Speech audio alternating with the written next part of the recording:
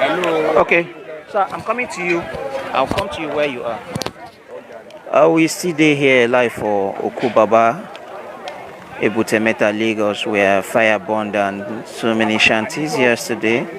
Burned down sawmill, not just one, not be two, so many machines belonging to the owners of the sawmills. So many generators where they burned down where fire burned down yesterday. And now we have somebody where they around to tell us in experiences what really happened, to give us full brief of how the fire affect the area. This not be the first time where fire they burn down this Okubaba sawmill. Once it burned down, they will still repair. This morning you notice say plenty people gather around to see what really happened, and so many they here to scavenge, pack some irons where they go sell from within the fire burn remain, even small children to go follow the big things, and adults also. So sir, good morning.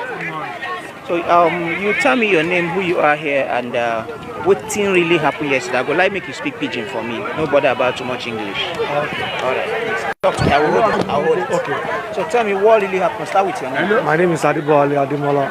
Hello. I'm a sawmiller here. So around 2:30 to 3 yesterday. In the afternoon? In the afternoon. So just we heard that there's fire. So we are now asking what do you call the fire. We now discover that one person that's living around the corridor here is using two-phase line. So one from Indo Street and one from here. So the two lines collide together and it's not around. So that's how the fire started. And all here is, they are living into the house that there's very close to each other. So and we try our best to quench the fire. So we couldn't make it. And between 20 to 30 minutes, we escalate to what we are seeing here today. So that what really happened. So and the fire service, they came around 4 to 5 o'clock, but their truck cannot get inside. So during those trucks that are loading our wood, so they cannot move inside. So we couldn't help ourselves and we cannot get beyond ourselves. But you know whether the fire kill anybody or injure anybody? No. No injure anybody? No injure anybody. Just destroy properties. If you are to estimate the amount of properties where you destroy, if you estimate that for money? It's millions of naira, you can see. Billions of naira. You can see big generators, our machines here. So it's more than 20 generators. Millions of naira. So I've wasted. I noticed that this will not be the first time fire they happen here. What do they do to control and know they happen here? It's when they used to control, and those who are doing business here doesn't sleep here. So we have little residential among ourselves. It's every time the fire incident happens, it's come from the residentials. Oh, okay. So that not is from it. the sawmill. Not from the sawmill. Not from the sawmill. They come through the residentials. Okay. What do you think government should do about this situation? Government always come here. Even governors, Fashola have came here. If you have fire disaster, Trøúble have came here. If you have disaster, I think they can do. They'll just leave us. For what you can see now, about 1 to 2 months coming now, everything will change again. They'll start building their houses again.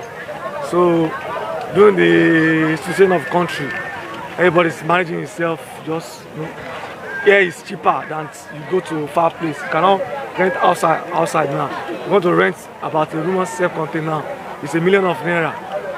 So everybody's managing themselves. Nobody's willing to stay here forever. But so the people where they here, where they live for the shanties where they around, where they can't sleep yesterday night? Most of them sleep in the sawmill. Most of them sleep in the sawmill because after the sawmill, nothing happened. So most of them hang around. So nobody has come to help them from the government? Nobody.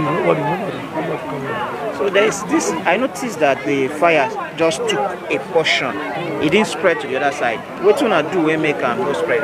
The time that the fire got to the highest thing, that time the fire service already here, so they manage, to attack the fire from that side, so not escalate to the other side, not cross to the other side. So and we are from the gutters, we are taking water from the gutters.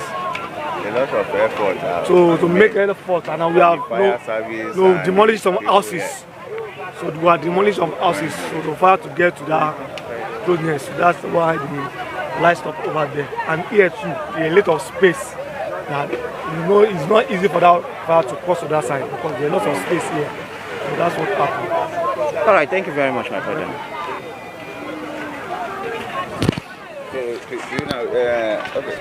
What do you think? How do you think that we can get an assistance from the government now? So I believe the government will be watching what is going on, and when they see, they will respond. I believe so.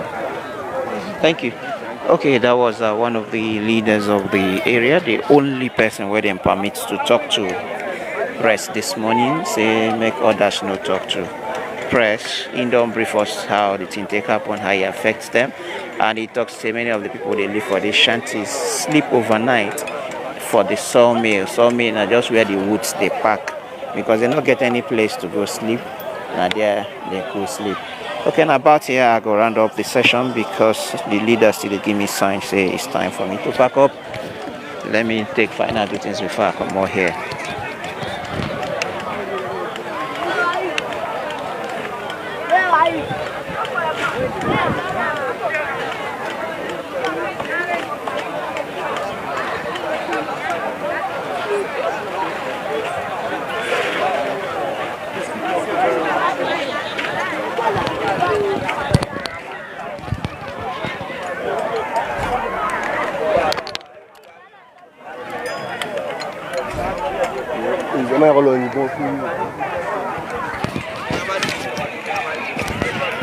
Okay, as we pull out gradually from the area, we'll show you more of the buildings where they are affected by the corner, and they'll end our session this morning because the place seemed a bit tensed and the people not really ready to talk about their experiences except for the person where the leader appoints to talk to me. But only him don't talk to me. So many families seem to be stranded, many of their things burnt, so we're just sitting out there like that.